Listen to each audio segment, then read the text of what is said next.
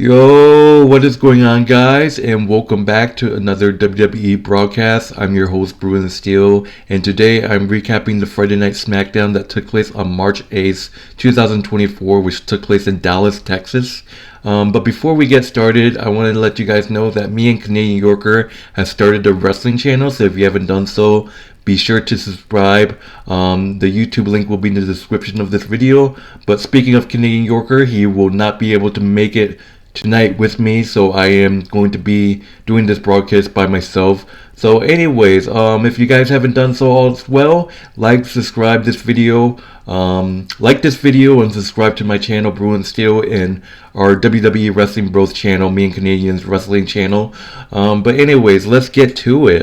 It was a great Friday Night Smackdown, high intense promos. We'll get to that in this video, but today, let's get started.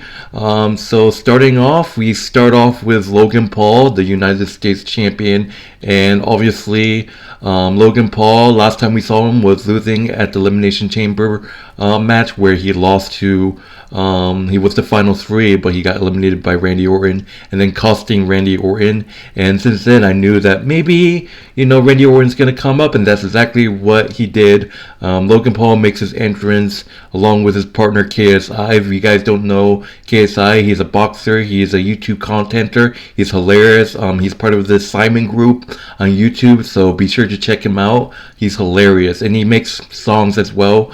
And Logan Paul makes the announcement that now his company Prime, awesome drink, by the way. Thank you, Logan Paul, for making that drink. Awesome. I love Prime. He has announced that Prime Hydration has partnered with WWE to be in the first ever center ring sponsor starting at WrestleMania in every pay-per-view from now on. So that's going to be excited. And then, he gets interrupted by Randy Orton. Randy Orton sneaks up behind and tries to RKO Logan, but Logan falls back. But then KSI is like, oh no. And KSI gets the RKO by Randy Orton, and then Randy Orton takes the Prime drink and said, this is so good, and then just pours it over at KSI's crowd like he pissed himself. So that's hilarious. A short opening segment with Logan Paul. I love KSI, and KSI's like, why do I get, beat up at WWE every fucking time? And you guys know how he got beat up by Seth Rollins. He got, it was by Logan Paul by accident.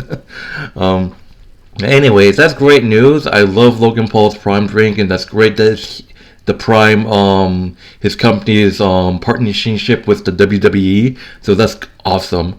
But anyways, that will lead us to the first match of the evening. We got Austin Theory and Grayson Waller versus Kevin Owens and Randy Orton.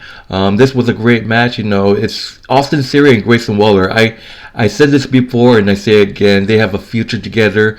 But despite that, me thinking, look, I'll say it plain as days, I think Austin Theory is going to turn face. It's just looking that Austin Theory is going to turn face. I don't think Austin has ever been a face before. I think it's time for a change. But Austin Theory and Grayson Waller, back in the day, I said that they were going to have success as a tag team. But when you're facing against legends, against Kevin Owens, Randy Orton, it just doesn't look good for you. It went back and forth, obviously. Kevin Owens has beef against, Austin Theory and Grayson Waller. Obviously, Kevin Owens has unfinished business with Logan Paul as well. But this was a great match. Excuse me. It was a great match. It went back and forth, Kevin Owens, I love Kevin Owens. Austin Theory runs interference, hanging a DDT. Grayson Waller steals it, almost steals it actually. Grayson Waller tries to do his stunner, but it was an alley-oop. Kevin Owens was the stunner, setting up Randy Orton with the RKO on Austin Theory. So there you have it, guys. Kevin Owens and Randy Orton win by pinfall by RKOs on Austin Theory. it went back and forth. It was a great match. Like I said before, I think that Austin Theory is going to turn face. It's definitely going to be a topic that I want to talk about. Like I said, the whole point of me and Canadian Yorkers wrestling broadcast is to talk about stuff like that. I talked about possible allies for Bayley. The whole Liv Morgan and Becky situation. I do want to do like small topic stuff like that, but that's definitely in the books for me talking about if Austin Theory is going to turn face or not. But anyways, Kevin Owens and Randy Orton, surprisingly, I actually love it. I actually like Randy Orton and Kevin Owens as a tag team. They just seem unstoppable. But anyways, yes, Kevin Owens and Randy Orton defeats Grayson Waller and Austin Theory by pinfall. It was a great match. Moving on, I don't really talk about backstage segment, but Kayla Braxton had an interview with Bayley. Bayley said that she made Damage Control and she wants to end Damage Control, setting up a one-on-one match between Bayley and Dakota Kai, and I call it too. The whole storyline with Damage Control is interesting. I made a video, like I said earlier, just a couple minutes ago. I made a video, talking my thoughts about what Bayley's possible allies are. But it's going to be hard because, obviously, there's history. When Bayley was on Damage Control, she called chaos, made enemies. But we have to see who helps Bayley. But there was a segment between Naomi and Bianca. Naomi feels bad, but Bianca's saying that, don't be watching a crybaby Bayley. You have no idea what she have done. And I was one of those, and I admit it, guys, I was one of those people who actually thought Bianca could help Bayley, but, I don't expect it to be that quick because, obviously the history with Bianca and Bayley, Bayley putting her out, injuring her leg with the steel chair, whatever. I just feel like it's going to take time to trust Bayley again. But I still believe that maybe Naomi was on my list, so it looks like Naomi might actually help Bayley. Bianca, after some time, maybe, I don't know. People are saying that she's pulling a Drew on a Jay, like Bayley's a Jay in this situation, Bianca's a Drew. There's a lot of people saying that Bianca might actually turn heel, and I can see it. But anyways, moving on to the next match, we got Bobby Lashley and Karrion Kross. You all know the rivalry going on between these two men with Bobby Lashley and the Street Profits, B-Fab, and then Karrion Kross with the Authors of Pain, obviously, and basically, this went back and forth. Bobby Lashley is strong, Karrion Kross is great. So far, I love this faction with Karrion Kross, Scarlett, Authors of Pain. I love it. But obviously, Bobby Lashley, I think I actually thought it was like two heels going at it. But obviously, I think Bobby Lashley is a tweener, whatever. I forgot how you pronounce it, but he's like a hero and a villain. So, but it went back and forth. Scarlett, I knew Scarlett was gonna get involved in this match, obviously, but they said that no Street Profits, no AOP, just me one-on-one. But Karrion Kross is just a snitch. At one point, Bobby Lashley was going to put Karrion Kross back first into the steel post, but Scarlett was able to block the first time, but the second time she wasn't able to block it. But then it seems like Bobby had this match won with a big spine buster, but the Author of Pain hit the ring and beat him down, causing a disqualification. I'm like, really? You said you wanted him one-on-one, no outside interference. I mean, it's Karrion Kross, what do you know? And then the Street Profits runs to even the odds. It seems like Bobby Lashley was going to get the last lock with the Hurt Lock on Karrion Kross, but Scarlett gets involved. B-Fab shows up and chases Scarlett back to the backstage, and then Bobby Lashley started getting attacked by AOP and Karrion Kross. Karrion Kross was able to lay out Bobby Lashley getting the last ref. So Bobby Lashley defeats Karrion Kross by disqualification, presumably. So, but expect. And I said this before, it's probably going to be Bobby Lashley and Karrion Kross at WrestleMania. They just need a clean winner. Just like Just like Imperialism and New Day, when they had that rivalry, it's been countouts, disqualification. Bobby Lashley and Karrion Kross definitely need a clean winner. Obviously, I can see a rematch between Bobby Lashley and Karrion Kross, but we have to wait and see. But yes. Alright, so moving on to the next match. We got Michin versus Tiffany Stratton. It's Tiffy time! Hell yeah, I love Tiffany Stratton. She's gorgeous, she's hot, she has the moves. Oh yeah. Ludwig Kaiser's probably gonna beat me up after hearing me say that. Sorry. But anyways, a rematch. Michin versus Tiffany Stratton in a rematch. This was actually Tiffany Stratton's first debut match on SmackDown. Actually, after she signed a contract to SmackDown, she smashed Michin, setting up her first match. And Tiffany Stratton's on a roll. I love her. Her prettiest moonsault is great. It went back and forth. Michin tried to use the Styles Clash. I'm still trying to, persuade AJ Styles. AJ Styles, I think, at this point, I think Michin thinks AJ Styles is like a mentor to her. So she was able to hit like a Styles Clash, I remember at one point in the championship match, but she tried to hit the Styles grab, but turned into Allen Bench in a double jump. Tiffany Stratton was able to hit the prettiest moonsault ever to get another win. So far, Tiffany Stratton's been undefeated. If you don't count the Elimination Chamber match, she's been undefeated in all her televised matches on SmackDown. And Michin, she's been losing matches. I love her.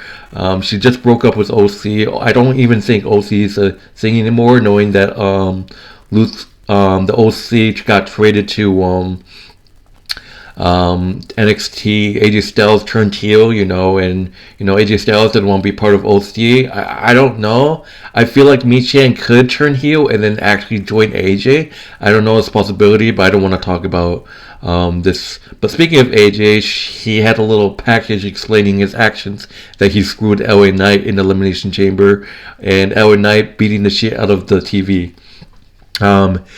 And I said this before, I'll say it again, it's going to be AJ Styles and LA Knight at WrestleMania, unless WWE books a one-on-one match between those two at some point. But we have to see what happens. But moving on, we got Angel Garza, one half of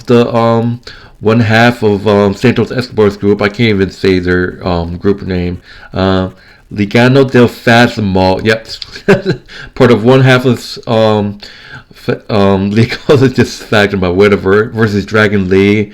Obviously, Dragon Lee, people say he's a fan of LWO. I don't know if Dragon Lee is part of LWO, but obviously we saw the return of Rey Mysterio and this feud between Legado del Fantasma and LWO has been taking it to a turn. They could set up something with a rivalry at WrestleMania, and like I said before, it's most likely probably going to be Santos Escobar versus Rey Mysterio. But we got Dragon Lee versus Angel Garza. Dragon Lee actually did really well. Actually, by the way, Dragon Lee got bullied by Legado del Fantasma earlier in backstage. Santos Escobar telling him that he's not the future or whatever. But Dragon Lee actually did cook in this match. I actually saw that Angel was probably going to win because of the number game. Santos Escobar was out there along with Lopez, obviously. But it was a great match. Angel, the mind games, pretending that he's hurt and taking advantage. Dragon Lee, I love Dragon Lee. He grew up, idolizing Rey Mysterio, obviously. But actually, this was a great match, and Dragon Lee was able to get the win, a huge win. Dragon Lee was the huge win. I actually thought Angel was going to win because of the interference. Dragon Lee was able to defeat Angel with the Hurricane Ran. Now, whatever it's called, it was great. And then Dragon Lee gets beat up by Legado del Fantasma. And I'm like, I just feel like, maybe Carlito's going to come or something. I don't know. But, excuse me, Dragon Lee defeats Angel Garza by pinfall. And afterwards, Dragon Lee gets beat up. So, yeah.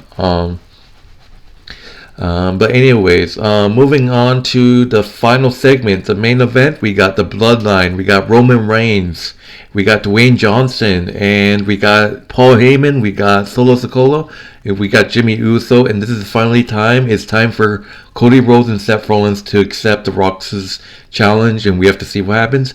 Cody Rhodes and Seth Rollins makes their entrance, but through the crowd, kind of like the Shield. So it's kind of, playing mind games, And I called this before, Nick Aldis bringing out security. And it was a huge confrontation. We had Cody Rhodes saying, and then The Rock saying that he better shut his mouth, and then Seth just snaps at The Rock saying that they accept the challenge, and everyone goes ballistic. Rowan playing the mind game saying that, oh, you gotta rely on cross-dresser over here to accept your challenges. You're pathetic. And then The Rock is like, oh, your sister was a Dallas Cowboys cheerleader, and your brother was a Hall of Fame, and you're like 22 years younger than them, and said it was a mistake. And then basically Cody Rhodes slapped the shit out of The Rock, getting revenge, and that's just there. It just ends the segment right there. Like, why? But that's official, guys. Seth Rollins calls The Rock Mr. Midlife Crisis. So it's official, actually, depending on... It doesn't look like Cody Rhodes wanted to accept the challenge, but they just ended the show right after Cody Rhodes slapped The Rock across the face. But it is official, guys. It's going to be The Rock, Dwayne Johnson, and Roman Reigns versus Cody Rhodes and Seth Rollins. The stipulation is that if Cody Rhodes and Seth Rollins beat them, Cody Rhodes is free from the Bloodline. So that means it's just going to be a regular one-on-one. I mean, they say that, but I have a feeling they're just going to bring out the Bloodline anyways, because look what happened last year at WrestleMania. Cody was going to go for the win, but Solo got banned from ringside, but he just came back. But they said that, if the Bloodline wins, it's going to be Bloodline rule. So most likely we'll see like Cody Rhodes and Roman Reigns in like anything goes, like a street fight or something like that. Or it could be, imagine if they faced off against each other in like a Iron Man match. The last Iron Man match I saw was at I forgot the pay-per-view, but it was Randy Orton and John Cena over the WWE Championship. But that could happen, but yeah. But anyway, guys, that will do it for this Friday Night Smackdown. And in terms of grading, I loved the segment at the end, but I just didn't like how they ended the show after the slap. But I give this a A-. I love this show. SmackDown's been short, but it is what it is, the road to WrestleMania. But anyways, that would do it, guys. Thank you guys for watching. Like I said, my good friend Canadian Yorker did not join me tonight. If you guys haven't done so, be sure to check out his channel. His YouTube link will be in the description of this video. Be sure to subscribe to Brew and Steel, and subscribe to WWE Wrestling Bros, which is the channel that me and my friend Canadian Yorker made. But anyways, thank you guys. I hope you guys enjoy your Saturday night. I'll see you guys later. Peace.